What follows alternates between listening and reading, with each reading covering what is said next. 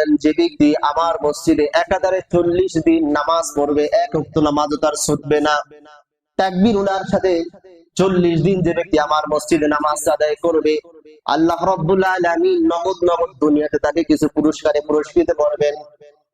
এক নাম্বার, কুতিবা লাকুম বারাআতুম মিনান নার, জাহান্নাম থেকে আল্লাহ রাব্বুল আলামিন দুনিয়াতে এসে থাকা অবস্থায় তাকে জাহান্নাম থেকে মুক্তি দান করবেন। জোরে বলেন সুবহানাল্লাহ। ওয়া বারাআতুম মিনাল আযাব, দ্বিতীয় নাম্বার, জাহান্নামের যত প্রকার আযাব আছে আযাব থেকে তাকে মুক্তি দান করবেন। তিন নাম্বার, ওয়া বারিআ মিনান নিফাক, যত রকমের নেফাকি আছে, যত রকমের কপটতা আছে, ওই কপটতা থেকে, নেফাকি থেকে, মুনাফিকি থেকে আল্লাহ রাব্বুল আলামিন তাকে মুক্তি দান করবেন। তাহলে আল্লাহ রাব্বুল আলামিন দুনিয়াতে থাকা অবস্থায় 3টা পুরস্কার তাকে নগদ নগদ দান করবেন। এজন্য আমরা কি দিলে ইচ্ছা করতে পারি না এটা, যে আমি মসজিদে গিয়ে, আমি মসজিদে নববীতে 40 দিন ইনশাআল্লাহ অবস্থান করবো? এটা কি বলেন, করবেন তো ইনশাআল্লাহ? হিম্মত, আল্লাহ তাআলার কাছে দোয়া করেন, আল্লাহ তাআলা সহজ করে দিবেন। মদিনা মুনাওয়ারা এটাকে নামকরণ করার কারণ কি?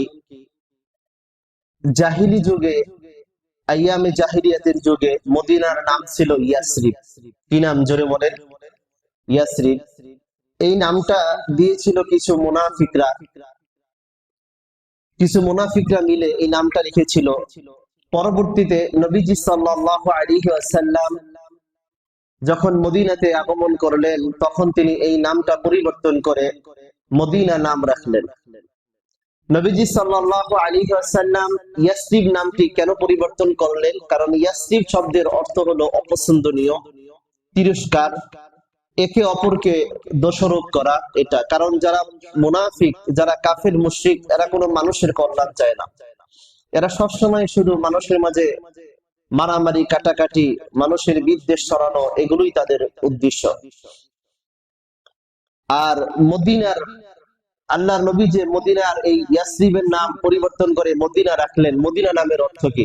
মদিনা নামের অর্থ হলো মহানগর। জোরে বলেন সুবহানাল্লাহ। এই মদিনার নাম, মদিনা ছাড়াও আরো কিছু নাম আল্লাহ রাব্বুল আলামিন কোরআনের মধ্যে এবং অনেক হাদিসের মাঝে নবীজি সাল্লাল্লাহু আলাইহি ওয়াসাল্লাম ইঙ্গিত করেছেন। যেমন মদিনার একটা নাম হলো তওবা, দ্বিতীয় নাম্বার মদিনার আর একটা নাম হলো তাইবা, মদিনার 3 নাম্বার নাম হলো আদ-দার। মদিনাকে মদিনায়ে মুনাওয়ারা কেন বলা হয়? যেহেতু নবীজি সাল্লাল্লাহু আলাইহি ওয়াসাল্লাম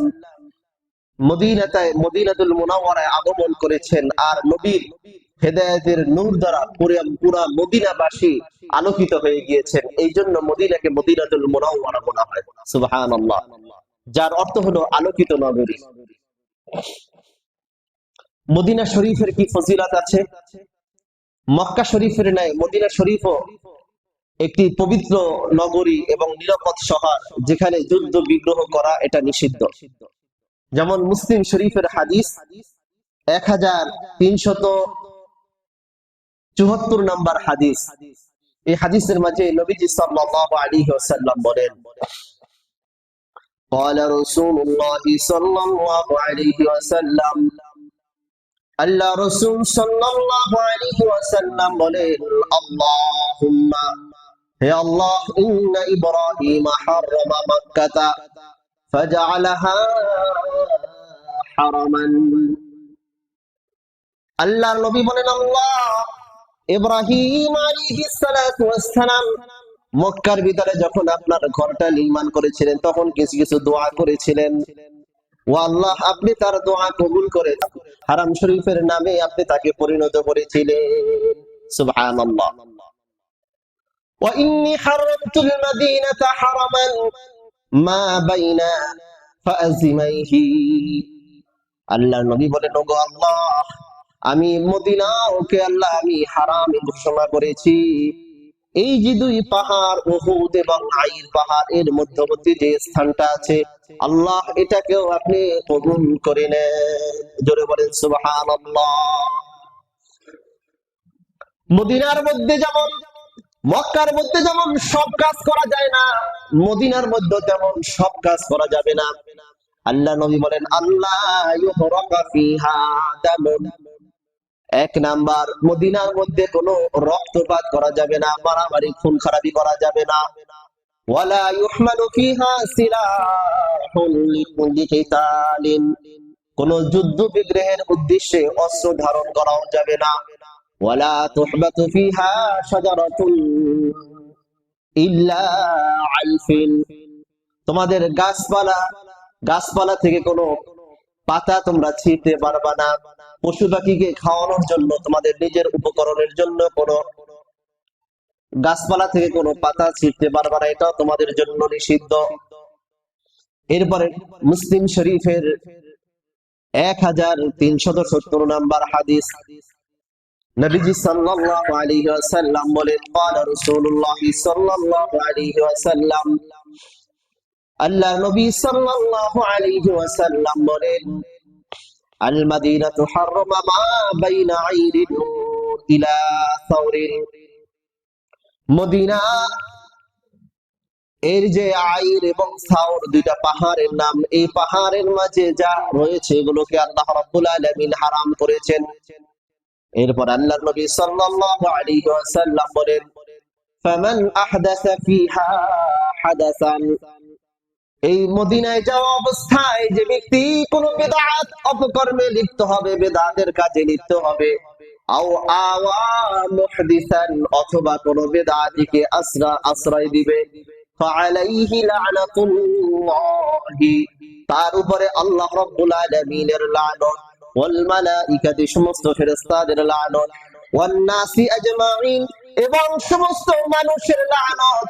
আল্লাহর নবী সাল্লাল্লাহু আলাইহি ওয়াসাল্লাম বলেন, লা ইয়াকবালুল্লাহু মিনহু ইয়াউমাল কিয়ামাতি সারফান ওয়ালা আদলান, যে বেদাতি মদিনায় গিয়ে বেদাতে লিপ্ত হবে, কিয়ামতের দিন আল্লাহ রাব্বুল আলামিন তার জীবনের কোন নফল আমল, তার জীবনের কোন ফরজ আমল আল্লাহর কাছে গ্রহণযোগ্য হবে না।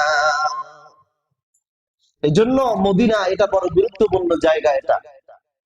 এখানে গিয়ে যে আমল আমি করব, সেই আমলটা আমার তাহকিক সহকারে এটা করতে হবে, এটা হাদিসের ভিতরে সমর্থিত কিনা। দ্বিতীয় নাম্বার, মদিনার বৈশিষ্ট্য, মদিনার ফজিলত। মদিনাবাসীর জন্য নবীজি সাল্লাল্লাহু আলাইহি ওয়াসাল্লাম দোয়া করেছিলেন, যেমনি ভাবে মক্কাবাসীর জন্য হযরত ইব্রাহিম আলাইহিস সালাতু ওয়াস সালাম দোয়া করেছেন।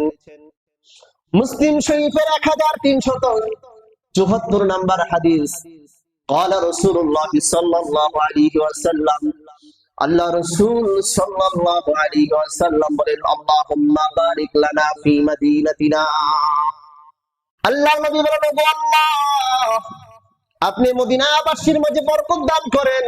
আল্লাহুম্মা বারিক লানা ফি সাইনা, আল্লাহ সাই যারা আছে আল্লাহ তাদের মাঝে আপনি বরকত দান করেন। আল্লাহুম্মা বারিক লানা ফি মুদ্দিনা, আল্লাহ মুদ্দির মাঝে যারা রয়েছে আল্লাহ তাদেরকে আপনি বরকত দান করেন। আল্লাহুম্মা বারিক লানা ফি মাদিনাতিনা, আল্লাহুম্মা জাআল মাআল বারাকাতি বারাকাতাইন। আল্লাহর নবী বলেন, ওগো আল্লাহ, এই যে মদিনাবাসীর মাঝে, শহরের মাঝে যারা আছেন তাদেরকে বরকত দান করেন। আল্লাহ, আপনি যখন বরকত দান করবেন, আপনি দুইটা বরকত আপনি দান করেন, ডাবল বরকত দান করেন। জোরে বলেন সুবহানাল্লাহ।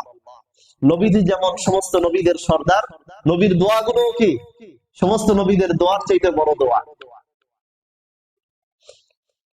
এরপরে নবীজি সাল্লাল্লাহু আলাইহি ওয়াসাল্লাম অন্য হাদিসের মধ্যে বলেন, আল্লাহুম্মা জাআল ফিল মাদিনাতি, ও আল্লাহ, আপনি মদিনার মাঝে আল্লাহ বরকত দান করেন, বিআফাইন, দ্বিগুণ বরকত দান করেন, মা জাআলতা বিমাক্কাতা মিনাল বারাকাতি, আল্লাহ, ইতিপূর্বে আপনি কিন্তু মক্কাতে যে বরকত দান করেছেন, তাই এর চেয়েও বেশি দ্বিগুণ বরকত আপনি মদিনাবাসীর মধ্যে দান করেন।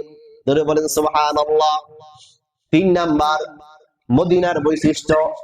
মদিনায় এমন একটা নগরী, এমন একটা নিরাপদ নগরী, এই নগরীর মাঝে কোনো মহামারী প্রবেশ করতে পারবে না। এমনকি শেষ জামানার সব থেকে বড় ফিতনা হলো দাজ্জালের ফিতনা।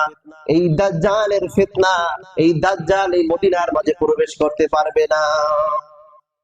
বুখারী শরীফের 1880 নম্বর হাদিস, قال رسول الله صلى الله عليه وسلم, আল্লাহ রাসূল সাল্লাল্লাহু আলাইহি ওয়াসাল্লাম বলেন, আলা আনকাবিল মাদিনাতি মালাকাতুন, মদিনার যে গেট গুলো আছে, মদিনার যে দরজা গুলো আছে, মদিনার যে পথগুলো আছে, এখানে ফেরেশতারা পাহারায় থাকবে। লা ইয়াদখুলুহা আত-তাউন ওয়ালা দাজ্জাল, কোন মহামারী সেখানে প্রবেশ করতে পারবে না, দাজ্জাল এবং দাজ্জালের বাহিনীও সেখানে প্রবেশ করতে পারবে না। সুবহানাল্লাহ। অন্য হাদিসের মধ্যে নবীজি সাল্লাল্লাহু আলাইহি ওয়াসাল্লাম বলেন, লা ইয়াদখুলুল মাদিনাতা রু'বুল মাসীহিদ দাজ্জাল লাহা ইয়াওমাইদিন সাবআতা আবওয়াব আলা কুল্লি বাবিন মালাকান।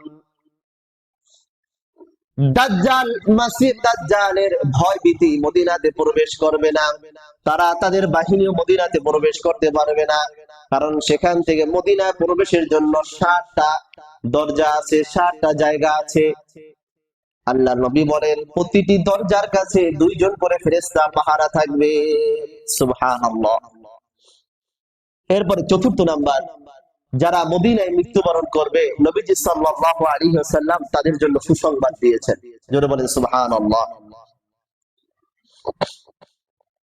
তিরমিজি শরীফের 3917 নম্বর হাদিস, আল্লাহর নবী সাল্লাল্লাহু আলাইহি ওয়াসাল্লাম বলেন, ক্বালা রাসূলুল্লাহ সাল্লাল্লাহু আলাইহি ওয়াসাল্লাম, মান ইসতাতাআ আন ইয়ামুতা বিল মাদিনাতি ফালিয়ামুত।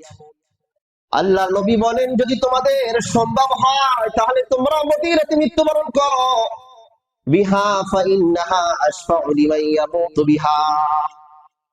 তার কারণ হলো কাল হাসরের ময়দানে যারা মদিনাবাসী, যারা মদিনাতে মৃত্যুবরণ করবে, আমি নবী তাদের জন্য সুপারিশ করব। জোরে বলেন সুবহানাল্লাহ। এই জন্য জামানার ইমাম মালিক রাহমাতুল্লাহি আলাইহি তিনি বাইতুল্লাহর পাশে বসে 40টা বছর তিনি হাদিস পড়িয়েছেন। শেষ জীবনে তিনি মদিনায় চলে গেছেন। তার মনের একটা আকাঙ্ক্ষা যে আমি যদি মৃত্যুবরণ করি, আমি মদিনায় বসে আমি মৃত্যুবরণ করব। আর যদি আমি মৃত্যুবরণ করি, মৃত্যুবরণ করার পরে যদি আমার দাফনটা যদি মদিনাতে হয়, হাসরের ময়দানে যখন আমি উঠবো, নবীর সাথে একসাথে আমি হাসরের ময়দানে উঠতে পারবো, নবীজি সাল্লাল্লাহু আলাইহি ওয়াসাল্লামের কাছাকাছি থাকবো। সুবহানাল্লাহ। এই জন্য তিনি তার জীবনের শেষ সময়টা তিনি মদিনাতে কাটিয়ে দিলেন।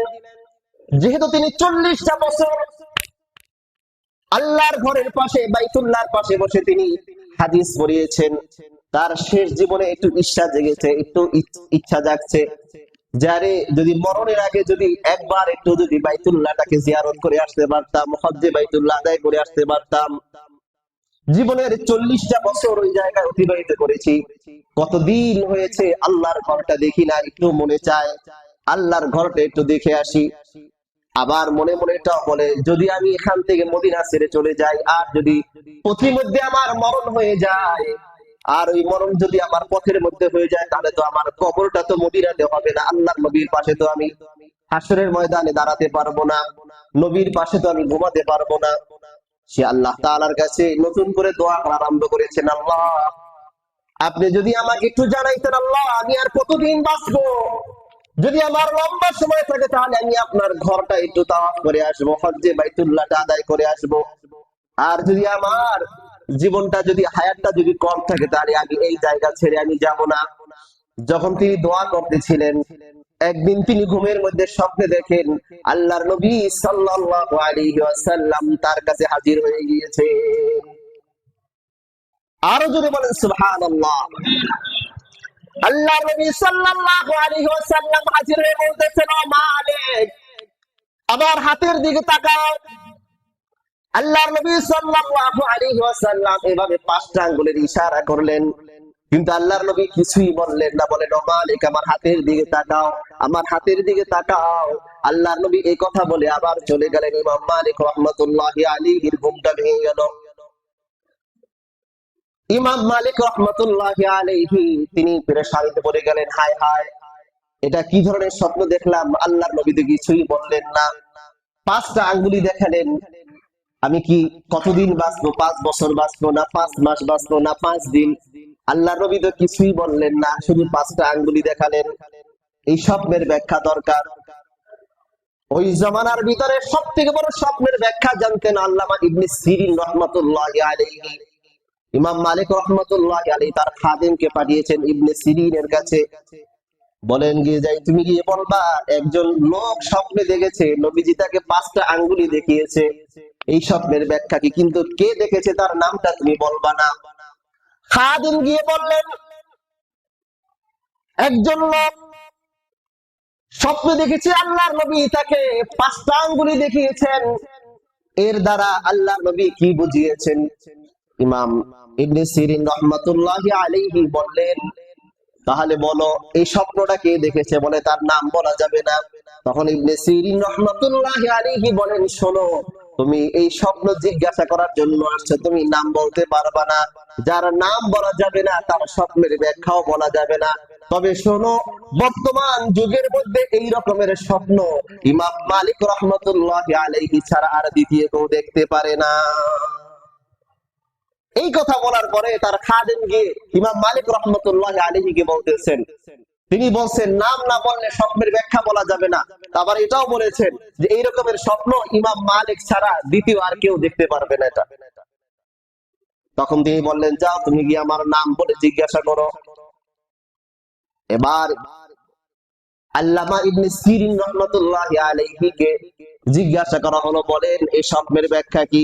তখন তিনি বললেন আরে ইমাম মালিক আল্লাহ রাব্বুল আলামিনের কাছে এমন একটা দোয়া করা আরম্ভ করেছে যে দোয়ার ইলম আল্লাহ রাব্বুল আলামিন কোন নবী রাসূলকেও দান করেন নাই, আল্লাহ রাব্বুল আলামিন কোন পয়গম্বরকেও দান করেন নাই। এইজন্য নবীজি সাল্লাল্লাহু আলাইহি ওয়াসাল্লাম 5টা আঙ্গুলের ইশারা করে এটা বুঝিয়েছেন, ও মালিক তুমি যে আল্লাহর কাছে যে দোয়া করা আরম্ভ করেছে এমন 5টা হলো আল্লাহ তাআলার খাজিনা, আল্লাহ তাআলার ধনভাণ্ডার, এই বিষয়ের ইলম কিন্তু আমাকে আল্লাহ রাব্বুল আলামিন দান করেন নাই। তখন তিনি জিজ্ঞাসা করলেন সেই আল্লাহ রাব্বুল আলামিন 5টা ইলম কি? তখন তিনি কোরআনুল কারীমের আয়াত তেলাওয়াত করলেন, ইন্নাল্লাহা ইনদাহু ইলমুস সাআ। 1 নাম্বার, কিয়ামত কখন সংঘটিত হবে এটার ইলম একমাত্র আল্লাহ রাব্বুল আলামিনের কাছে। কার কাছে জোরে বলেন? আল্লাহ রাব্বুল আলামিন জানেন, অন্য কেউ জানে না, কোন নবীও জানেন না, কোন রাসূলও জানেন না, একমাত্র আল্লাহ রাব্বুল আলামিন জানেন। ওয়ায়ুনাজ্জিলুল গায়স, ওয়ায়ুনাজ্জিলুল গায়স, কখন বৃষ্টি হবে এটা একমাত্র ইলম আল্লাহ রাব্বুল আলামিনের কাছে, অন্য কোন ব্যক্তিকে আল্লাহ রাব্বুল আলামিন এই ইলম দান করেন নাই। ওয়ায়ালামু মা ফিল আরহাম, মায়ের গর্ভে কি থাকবে ছেলে না মেয়ে এটা একমাত্র আল্লাহ রাব্বুল আলামিন জানেন, এই ইলম আল্লাহ রাব্বুল আলামিন কাউকে দান করেন নাই। তাহলে মায়ের গর্ভে কি থাকবে এটা কে জানেন জোরে বলেন? একমাত্র আল্লাহ রাব্বুল আলামিন। এখন বিভিন্ন আল্ট্রাসাউন্ডের ভিতরে এটা চলে আসে ছেলে সন্তান নামে, এটা কখন? আল্লাহ তাআলা আকৃতি দান করার পরে। কখন জোরে বলেন? আকৃতি দান করার পর, আকৃতি দান করার পরে আল্লাহ তাআলা এটা জানতে পারে। আর বৃষ্টি হবে আবহাওয়া অভিযন্ত্র যারা আছেন, আবহাওয়া অফিসের কর্মকর্তা, এরা বলতে পারে এটা কখন? আল্লাহ রাব্বুল আলামিন আলামত দান করার পরে, তার আগে এটা তারা বলতে পারবে না। ওমা তাদরি নাফসুম মাযা তাকসিবু গাদা। 3য় নাম্বার, তুমি আগামীকাল কি খাবা এটা একমাত্র আল্লাহ রাব্বুল আলামিন জানেন, অন্য কেউ জানবে না এটা। তাহলে এই ইলমটাও আল্লাহ রাব্বুল আলামিনের কাছে। মানুষের রিজিকের দায়িত্ব কার জোরে বলেন? আল্লাহ। তাহলে 1 নাম্বার গেল কি? কিয়ামতের ইলম কার কাছে? আল্লাহর কাছে। তারপরে আপনার বৃষ্টি কখন হবে 2য় নাম্বার, এটা কার কাছে এলেন? আল্লাহর কাছে। মায়ের গর্ভে কি সন্তান থাকবে ছেলে না মেয়ে এটা কার কাছে? 4র্থ নাম্বার, আগামীকালকে তুমি কি খাবা এই ইলম কার কাছে? আল্লাহ রাব্বুল আলামিনের কাছে। 5ম নাম্বার, বিআইয়ি আরদিন তামুত, তুমি কোন জায়গাতে তুমি মৃত্যুবরণ করবা এটাও একমাত্র আল্লাহ রাব্বুল আলামিন জানেন।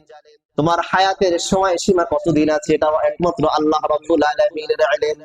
কোন নবীকে কোন রাসূলকে আল্লাহ রাব্বুল আলামিন এই ইলম দান করেন নাই। এইজন্য নবীজি সাল্লাল্লাহু আলাইহি ওয়াসাল্লাম বলেছেন ও মালিক, এই পাঁচটা বিষয়ের ইলম আল্লাহ রাব্বুল আলামিন আমাকেও দান করে নাই, কোন নবী রাসূলকেও দান করে নাই, তাহলে তুমি কেন আল্লাহ রাব্বুল আলামিনের কাছে নতুন করে দোয়া করছো, ও আল্লাহ আমি কতদিন বাঁচবো আমাকে একটু জানাও। মালিক, তুমি কিভাবে জানবা? আল্লাহ তাআলা তো কোন নবী রাসূলদের কি এটা জানায় নাই। ধরে বলেন সুবহানাল্লাহ। তো এই জন্য মদিনায় মৃত্যুবরণ করা এটা অনেক বড় একটা ফজিলত। আমরা আল্লাহ তাআলার কাছে এই জন্য সবসময় দোয়া করব। আল্লাহ নবী তো এই জন্য দোয়া করতেন, এবং যারা সাহাবায়ে কেরাম আছেন, যারা আমাদের পূর্বপুরুষ যারা আছেন, তারাও তো দোয়া করতেন, আল্লাহুম্মা জাআল মাউতানা ফি সাবিলিক, আল্লাহুম্মা রযুকনা শাহাদাতান ফি সাবিলিক।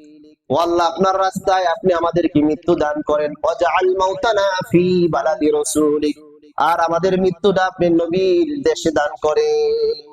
আল্লাহ তাআলার কাছে এই দোয়া করা। 5 নাম্বার, মদিনার ইলম মদিনায় ফিরে যাবে।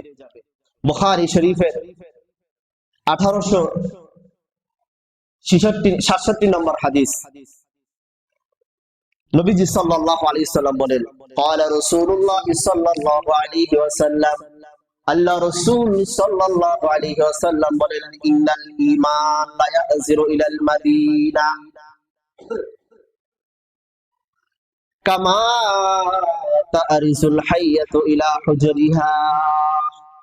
আল্লাহর নবী সাল্লাল্লাহু আলাইহি ওয়াসাল্লাম বলেন, মদিনার যে ইলম আছে, মদিনা দিয়ে আস্তে আস্তে ফিরে যাবে। কেমন ভাবে ফিরে যাবে? সাপ যেমনি ভাবে তার গর্তের মধ্যে ঢুকে যায়, সাপ তার বাসা থেকে বের হয়ে এদিক সেদিক ঘোরাফেরা করে, আবার বাসায় ফিরে যায়, গর্তের ভিতরে ঢুকে যায়। তো মদিনার ইলম কিয়ামত যত আসবে, আস্তে আস্তে ইলমের খেয়ানত তত বেড়ে যাবে। আর আল্লাহ রাব্বুল আলামিন আস্তে আস্তে হক্কানি উলামায়ে কেরামদেরকে আস্তে আস্তে উঠিয়ে নিয়ে যাবেন। আর নেতৃত্ব, সমাজের যে নেতৃত্ব, এদের আল্লাহ রাব্বুল আলামিন মূর্খদের উপরে চাপিয়ে দিবেন। মূর্খ ব্যক্তিরা তখন আলেম সেজে বসে থাকবে, মূর্খ ব্যক্তিরা তখন সমাজের নেতৃত্ব দিবে, আর এদের উপরে আস্তে আস্তে কিয়ামত সংঘটিত হবে। যার ভিতরে কোরআন হাদিসের সাথে কোনো সম্পর্ক নাই, যার ভিতরে পর্দা পশিদার কোনো ভালাই যার ভিতরে নাই, পর্দা পশিদার কোনো ধার ধারে না, ইসলামের সাথে যার সম্পর্ক নাই, যার আকীদার ঠিক নাই, তারা ইসলামের বড় একজন ব্যক্তিত্ব দাবি করে তারা বসে আছে। আর এদের উপরই আল্লাহ রাব্বুল আলামিন কিয়ামত ঘটাবেন। আর ভালো ভালো মানুষগুলো এগুলো দুনিয়া ছেড়ে চলে যাবে, আর ইলম, দ্বীনের ইলম আস্তে আস্তে মদিনায় ফিরে যাবে। আর যখন দ্বীনের ইলম যত আস্তে আস্তে কমে যাবে, ততই সমাজের মাঝে তত বেশি অন্ধকার, সমাজের মাঝে তত বেশি অন্ধকার ছেয়ে যাবে। আমাদের তো একটা ধারণা, আমরা তো মনে করি যে উমুকে আসলে পুরো একদম আলোকিত হয়ে যাবে। না না, যত সহি আকীদা যত বেশি বাস্তবায়ন হবে, তাওহীদবাদীদের আকীদা যত বেশি বাস্তবায়ন হবে, খেলাফত ব্যবস্থা যত বেশি বাস্তবায়ন হবে, তত বেশি সমাজের মাঝে আলোকিত হবে। আর এগুলো থেকে যত মানুষ দূরে থাকবে, তন্ত্র মন্ত্র যত মানুষ এগুলোকে আঁকড়ে ধরবে, তত বেশি সমাজের মাঝে অন্ধকার ছড়াবে। আল্লাহর কোরআনকে বাদ দিয়ে সমাজের মাঝে কেউ কোনোদিন শান্তি প্রতিষ্ঠিত করতে পারবে না, অতীতেও পারে নাই, কোনোদিন এটা পারবেও না। আইয়ামে জাহিলিয়াতের অন্ধকার যুগ, আল্লাহর নবী কোরআন দিয়ে, সুন্নাহ দিয়ে আইয়ামে জাহিলিয়াতের অন্ধকারকে দূর করেছেন। আফগানিস্তানের মুসলমানরা সেই অন্ধকার, জাহিলিয়াতের অন্ধকার, তারা কোরআনের আলো দিয়ে তারা দূর করেছেন। আফগানিস্তান ব্যতীত বিশ্বের অন্য কোন দেশে তারা তাদের দেশের ভিতরে অশান্তি এগুলো তারা দূর করতে পারে নাই, কোন অপরাধ তারা এটা দমন করতে পারে নাই, আর কোনোদিন এটা পারবেও না। এটা একমাত্র সম্ভব ইসলামী খেলাফতের মাধ্যমে। এটা কিসের মাধ্যমে? জোরে বলেন, ইসলামী খেলাফতের মাধ্যমে। আর এটার জন্যই হলো মুসলমানদের উদ্দেশ্য এটাই থাকা উচিত। সম্মানিত হাজিরিন, এরপরে মদিনার যে ফজিলত, 6 নাম্বার, মদিনার যাবতীয় যত অকল্যাণ আছে, এই অকল্যাণ গুলোকে মদিনা এগুলো দূর করে দেয়। বুখারী শরীফের 1883 নম্বর হাদিস, নবীজি সাল্লাল্লাহু আলাইহি ওয়াসাল্লাম বলেন, আল মাদিনাতু কাল কাবীর তানফি খাবিতাহা ওয়া ইয়ানসউ ফীমাহা। মদিনা হলো কোমরের হাফরের ন্যায়, এটি তার যাবতীয় যত অকল্যাণ আছে দূর করে দেয়, তার কল্যাণগুলো যেগুলো আছে এগুলো পরিষ্কার পরিচ্ছন্ন করে দেয়। এই জন্য কোন মানুষ যদি মদিনাতে বসবাস করে, তাহলে আল্লাহ রাব্বুল আলামিন ওই মদিনাতে বসবাস করার উসিলায় তার অন্তর আত্মশুদ্ধি করার তৌফিক দান করেন। সুবহানাল্লাহ। 7 নাম্বার বৈশিষ্ট্য, কেউ যদি মদিনাবাসীকে কোনো ক্ষতি করার ইচ্ছা করে আল্লাহ রাব্বুল আলামিন তাদেরকে ধ্বংস করে দেন। মুসলিম শরীফের 1387 নম্বর হাদিস, নবীজি সাল্লাল্লাহু আলাইহি ওয়াসাল্লাম বলেন, মান আরাদা আহলাল মাদিনাতি বিসুইন, কোন ব্যক্তি যদি মদিনাবাসীর ক্ষতি করার ইচ্ছা করে আযাবাহুল্লাহ, আল্লাহ রাব্বুল আলামিন তাদেরকে বিগলিত করে দেন। কেমন ভাবে বিগলিত করেন? কামা ইয়াযুবুল মিলহু ফিল মাই, যেমনি ভাবে পানির মাঝে লবণ বিগলিত হয়ে যায়, আল্লাহর দুশমনদেরকেও আল্লাহ রাব্বুল আলামিন এভাবে বিগলিত করে দেন। মসজিদে নববীর ফজিলত কি? মদিনার ভিতরে অন্যতম একটি জায়গা মসজিদে নববী। মসজিদে নববীর কি ফজিলত? আল্লাহ রাব্বুল আলামিন বলেন সূরাতুল তাওবার ভিতরে 108 নম্বর আয়াত, লামাসজিদুন উসসিসা আলাত তাকওয়া মিন আউয়ালি ইয়াউমিন আহাক্কু আন তাকুমা ফীহি রিজালুন ইউহিব্বুনা আন ইয়াতাতাহহারু ওয়াল্লাহু ইউহিব্বুল মুত্তাহহিরিন। আল্লাহ রাব্বুল আলামিন বলেন এটা এমন একটা মসজিদ যেটাকে তাকওয়ার উপর প্রতিষ্ঠিত করা হয়েছে।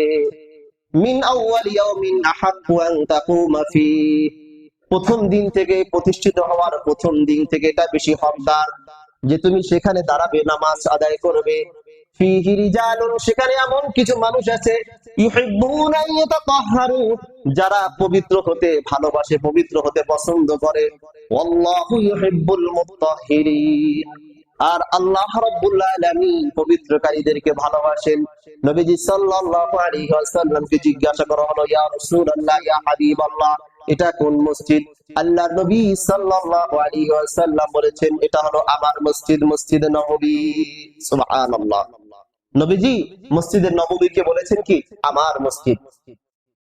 এই জন্য আপনার যদি সুযোগ হয়ে যায় মসজিদটা পাওয়া, তাহলে গিয়ে ইবাদত বন্দেগী করবেন তো ইনশাআল্লাহ। যে জায়গাতে ইবাদত করার নির্দেশ কি কোরআনের মধ্যে দেওয়া হয়েছে। মসজিদে নববীর ফজিলত। দ্বিতীয় নাম্বার, মুসলিম শরীফের 1394 নম্বর হাদিস, ক্বালা রাসূলুল্লাহ সাল্লাল্লাহু আলাইহি ওয়াসাল্লাম, আল্লাহ রাসূল সাল্লাল্লাহু আলাইহি ওয়াসাল্লাম বলেন, সালাতুন ফি মসজিদি হাদা আফদালু মিন আলফি সালাতিন ফিমা সিওয়া। আল্লাহ নবী বলেন আমার এই মসজিদের মধ্যে এক ওয়াক্ত নামাজ আদায় করা এটা কেমন জানো? আমার মসজিদ ব্যতীত অন্য মসজিদে 1000 নামাজ পড়ার চাইতে আমার মসজিদে নামাজ পড়া উত্তম। সুবহানাল্লাহ। তাহলে আপনি অন্য মসজিদে এক ওয়াক্ত নামাজ পড়বেন, এক ওয়াক্ত নামাজ পড়াটা যতটুকু সওয়াব, এর চাইতে মসজিদে নববীতে যদি আপনি নামাজ পড়েন তাহলে 1000 গুণ সওয়াব আপনি বেশি পাবেন। সুবহানাল্লাহ। এরপরে তৃতীয় নাম্বার, মসজিদে নববীর ফজিলত। নবীজি সাল্লাল্লাহু আলাইহি ওয়াসাল্লাম বলেন, ওয়া সালাতুহু ফি মসজিদি বি50 আলফি সালাত। আল্লাহর নবী বলেন কোন বান্দা যদি আমার মসজিদে নামাজ পড়ে, আমার মসজিদে নামাজ যে পড়বে, আমার মসজিদে এক ওয়াক্ত নামাজ যদি পড়ে, এক রাকাত নামাজ যদি কোনো ব্যক্তি পড়ে, আল্লাহ রাব্বুল আলামিন তাকে 50,000 রাকাত নামাজ পড়ার সওয়াব তার আমলনামায় দান করবে। তাহলে 50,000 রাকাত নামাজ পড়ার সওয়াব আল্লাহ রাব্বুল আলামিন তার আমলনামায় দান করবেন। তবে এটা যত ফজিলতের ব্যাপারই শোনেন, তবে বাইতুল্লাহর চাইতে বেশি নয়। আল্লাহর ঘর এটা এটার চাইতেও বেশি। এই হাদিসের ভিতরে যেমন ফজিলতের কথা আছে, বাইতুল্লাহর মর্যাদা এর থেকেও অনেক বেশি। তারপর নবীজি সাল্লাল্লাহু আলাইহি ওয়াসাল্লাম বলেন, চতুর্থ নাম্বার, ক্বালা, নবীজি সাল্লাল্লাহু আলাইহি ওয়াসাল্লাম বলেন, মান সাল্লা ফি মসজিদি 40 সালাতান তাফুতুহু সালাতুন কুতিবা লাহু বারাআতুন মিনান নার। আল্লাহ নবী বলেন যে ব্যক্তি আমার মসজিদে একাধারে 40 দিন নামাজ পড়বে, এক ওয়াক্ত নামাজও তার ছুটবে না, তাকবীর উনার সাথে 40 দিন যে ব্যক্তি আমার মসজিদে নামাজ আদায় করবে, আল্লাহ রাব্বুল আলামিন নগদ নগদ দুনিয়াতে তাকে কিছু পুরস্কারে পুরস্কৃত করবেন। এক নাম্বার, কুতিবা লাহু বারাআতুন মিনান নার, জাহান্নাম থেকে আল্লাহ রাব্বুল আলামিন দুনিয়াতে এসে থাকা অবস্থায় তাকে জাহান্নাম থেকে মুক্তি দান করবেন। জোরে বলেন সুবহানাল্লাহ। ওয়া বারাআতুম মিনাল আযাব। দ্বিতীয় নাম্বার, জাহান্নামের যত প্রকার আযাব আছে আযাব থেকে তাকে মুক্তি দান করবেন। তিন নাম্বার, ওয়া বারিআ মিনান নিফাক। যত রকমের নেফাকি আছে, যত রকমের কপটতা আছে, ওই কপটতা থেকে, নেফাকি থেকে, মুনাফিকি থেকে আল্লাহ রাব্বুল আলামিন তাকে মুক্তি দান করবেন। তাহলে আল্লাহ রাব্বুল আলামিন দুনিয়াতে থাকা অবস্থায় তিনটা পুরস্কার তাকে নগদ নগদ দান করবেন। এজন্য আমরা কি দিলে ইচ্ছা করতে পারি না এটা, যে আমি মসজিদে গিয়ে, আমি মসজিদে নববীতে 40 দিন ইনশাআল্লাহ অবস্থান করবো? এটা কি বলেন, করবেন তো ইনশাআল্লাহ? হিম্মত, আল্লাহ তাআলার কাছে দোয়া করেন, আল্লাহ তাআলা সহজ করে দিবেন। এরপরে মসজিদে নববীর ফজিলত, নবীজি সাল্লাল্লাহু আলাইহি ওয়াসাল্লাম বলেন, মান জাআ মসজিদি হাদা লাম ইয়াতিহি। যে ব্যক্তি আমার মসজিদে আসে, ইল্লা লিখাইরিন ইয়াতাআল্লামুহু, কোন দ্বীনি ইলম শিক্ষা করার জন্য, কোন কল্যাণ হাসিল করার জন্য আসে, আও ইউআল্লিমুহু, অথবা কাউকে কোন ইলম শিক্ষা দেওয়ার জন্য আসে, ফাহুয়া বিমানজিলাতিল মুজাহিদি ফি সাবিলিল্লাহ। ওই ব্যক্তিকে আল্লাহ রাব্বুল আলামিন আল্লাহ রাস্তার মুজাহিদদের ন্যায় মর্যাদা দান করবে। জোরে বলেন সুবহানাল্লাহ। আফগানিস্তানের মুজাহিদরা রাশিয়ার বিরুদ্ধে যুদ্ধ করেছে, আমেরিকার বিরুদ্ধে যুদ্ধ করেছে। তারা যুদ্ধ করে যে পরিমাণ ফজিলত আল্লাহর কাছে তারা অর্জন করেছে, আল্লাহ রাব্বুল আলামিন, আল্লাহ নবী বললেন, এই রকমের ভাবে যারা আল্লাহর রাস্তার যারা মুজাহিদ আছে, এদের নেকের সমপরিমাণ সওয়াব আল্লাহ রাব্বুল আলামিন তোমাকে দান করবেন, যদি তোমার ইচ্ছা থাকে এমন যে আমি একটা হাদিস শোনার জন্য ওখানে যাব। দেখবেন মসজিদে নববীর পাশে অনেক মানুষ হাদিস পড়াচ্ছে, অনেক মানুষ হাদিস শুনছে। আপনি এই নিয়ত করে আপনি এখানে বসে যান। আপনি ওমরা যাচ্ছেন, আপনি হজ করার জন্য যাচ্ছেন, যখন আপনি মদিনায় যাবেন তখন আপনি এই নিয়ত করে বসবেন যে আমি শুনেছি যে আল্লাহর নবী এই জায়গাটায় যদি আমি একটা হাদিস শোনার জন্য বসি, যদি আমি একটি কল্যাণের কোন জিনিস আমি শেখার জন্য এখানে বসি, তাহলে আল্লাহ রাব্বুল আলামিন মুজাহিদদের ন্যায় আমার সওয়াব দান করবেন। যদি বলেন সুবহানাল্লাহ। তাহলে ইনশাআল্লাহ আমরা এই ইরাদাগুলো আমরা দিনের ভিতরে আমরা রাখতে পারি না ইনশাআল্লাহ। সম্মানিত হাজিরিন, এরপরে আমরা জানবো যে মদিনাতে আমরা যখন যাব, মদিনাতে গেলে এরকমের জিয়ারতের স্থান আছে কিছু, যে 17টা স্থান আছে জিয়ারতের স্থান। আপনি ওই জায়গাতে গুলোতে গেলে গিয়ে আপনি ইবাদত বন্দেগী করে আসতে পারবেন। যে এক নাম্বার, নবীজি সাল্লাল্লাহু আলাইহি সাল্লামের রওজা। নবীজি সাল্লাল্লাহু আলাইহি সাল্লামের রওজা মোবারকে ওখানে গিয়ে আপনি অনেক দোয়া খায়ের করবেন, নিজের জন্য দোয়া করবেন। নবীর কাছে দোয়া চাওয়া যায় না, নবীর জন্য দোয়া করা যায়। দুরূদ পড়বেন, বেশি বেশি দুরূদ পড়বেন। নবীর জন্য সবথেকে বড় দোয়া হলো দুরূদ শরীফ পড়া। এরপরে দ্বিতীয় নাম্বার, জান্নাতুল বাকি, এটি একটি গোরস্থান। এখানে অনেক সাহাবীদের কবর আছে, অনেক তাবেঈ, তাবে তাবেঈনদের কবর আছে, অনেক বুজুর্গানে দ্বীনদের কবর আছে। ওই জায়গাতে গিয়ে কবর জিয়ারত করবেন, ওই জায়গাতে গিয়ে নিজের জন্য দোয়া করবেন, সমস্ত দুনিয়াবাসীদের জন্য দোয়া করবেন। তিন নাম্বার, মসজিদে কুবা। এটি এটি এমন একটি মসজিদ যেখানে নবীজি সাল্লাল্লাহু আলাইহি ওয়াসাল্লাম গিয়ে সর্বপ্রথম এই মসজিদে নামাজ আদায় করেছিলেন। আপনিও যদি আপনার জিন্দেগীর মাঝে মসজিদটা পেয়ে যান, আপনিও গিয়ে ওখানে নামাজ আদায় করলেন। নবীজি যেহেতু মদিনায় প্রবেশ করে সর্বপ্রথম ওই জায়গাতে নামাজ আদায় করেছেন, আপনিও গিয়ে যাতে সর্বপ্রথম এখানে নামাজটা আদায় করতে পারেন, নবীর কাজের সাথে আপনার কাজটাও তখন মিলে গেল। সুবহানাল্লাহ। এরপরে চতুর্থ নাম্বার, মসজিদ কিবলাতাইন। এটা হলো এমন একটা মসজিদ যে সময় আল্লাহ নবী সাল্লাল্লাহু আলাইহি সাল্লাম নামাজ পড়াকালীন অবস্থায় কিবলা পরিবর্তন হয়েছিল। প্রথম কিবলা ছিল কোনটা যে বলতে পারেন আপনারা? মসজিদুল আকসা। কোনটা? মসজিদুল আকসা, যেখানে আল্লাহ নবী প্রায় 17 মাস ইবাদত বন্দেগী করেছেন। এরপরে আল্লাহ রাব্বুল আলামিন কিবলাকে পরিবর্তন করে দিয়েছেন। নামাজের মধ্যে এখানে নামাজরত অবস্থায় ছিলেন, আল্লাহ রাব্বুল আলামিন ওই অবস্থা কি কিবলাকে পরিবর্তন করেছেন। এরপরে পঞ্চম নাম্বার, উহুদ পাহাড়। যে পাহাড়কে ঘিরে মুসলমানদের অনেক স্মৃতি জড়িত আছে, ওই পাহাড়ে গেলেন, কিছু দোয়া করলেন। এরপরে 6 নাম্বার, মসজিদে জুমা। মদিনায় সর্বপ্রথম সেখানে গিয়ে নবীজি সাল্লাল্লাহু আলাইহি সাল্লাম জুমার নামাজ আদায় করেছেন। এরপরে 7 নাম্বার, মসজিদে জিরা। এটি একটি মসজিদ যেখানে মুনাফিকরা এই মসজিদটা নির্মাণ করেছিল মুসলমানদেরকে ক্ষতি করার জন্য। এটা হলো মুসলমানদের একটা দেখার বিষয়, অনুধাবন করার বিষয়। এটা যাতে আমাদের চরিত্র যাতে মুনাফিকদের মতো না হয়। তারা কি করছে? মসজিদ নির্মাণ করছে। মসজিদ নির্মাণ করা কি ভালো কাজ না খারাপ কাজ? ভালো কাজ, কিন্তু উদ্দেশ্য কি? ক্ষতি করা। এত আমাদের দ্বারা যাতে আমাদের মসজিদের কোনো ক্ষতি যাতে আমাদের দ্বারা না হয়, এই খেয়াল আমাদের রাখা দরকার। এরপরে 8 নাম্বার, মসজিদে গাম্মাম। মসজিদে গামামা, এই স্থানে আল্লাহ নবী সাল্লাল্লাহু আলাইহি সাল্লাম ঈদের নামাজ আদায় করেছেন। 9 নাম্বার, মসজিদে আবু বকর, যে আবু বকর রাদিয়াল্লাহু তাআলা আনহুর নামে এই মসজিদে নির্মাণ করা হয়েছে। 10 নাম্বার, মসজিদে আলী, আলী রাদিয়াল্লাহু তাআলার নামে মসজিদে নির্মাণ করা হয়েছে। 11 নাম্বার, মসজিদে বিলাল, বিলাল রাদিয়াল্লাহু তাআলা আনহুর স্মরণে এই মসজিদে নির্মাণ করা হয়েছে। এরপরে 12 নাম্বার, খন্দকের যুদ্ধক্ষেত্রের স্থান, এই জায়গাতে গিয়েও আমরা কিছু দোয়া খায়ের করতে পারি। এরপরে 13 নাম্বার, বীরে শিফা, এখানে একটা জায়গা, একটি কূপ, যে জায়গাতে আল্লাহ নবী সাল্লাল্লাহু আলাইহি ওয়াসাল্লাম পানি পান করেছিলেন। 14 নাম্বার, বীরে ওসমান, এটি একটি কূপ, যে ওসমান রাদিয়াল্লাহু তাআলা এক ইহুদির কাছ থেকে কিনে যে জায়গা তিনি মুসলমানদের জন্য উন্মুক্ত করে দিয়েছিলেন। এরপরে 15 নাম্বার, বদর প্রান্ত, এখানে গিয়ে আপনারা দোয়া করতে পারেন। মুসলমানদের ঐতিহাসিক যুদ্ধক্ষেত্র বদর যুদ্ধ এই জায়গা সংঘটিত হয়েছে। এরপরে 16 নাম্বার, বীরে গর্স, এই কূপের পানি দিয়ে নবীজি সাল্লাল্লাহু আলাইহি ওয়াসাল্লামের ওসিয়ত অনুযায়ী মৃত্যুর পর আল্লাহর নবীকে গোসল দেওয়া হয়েছে।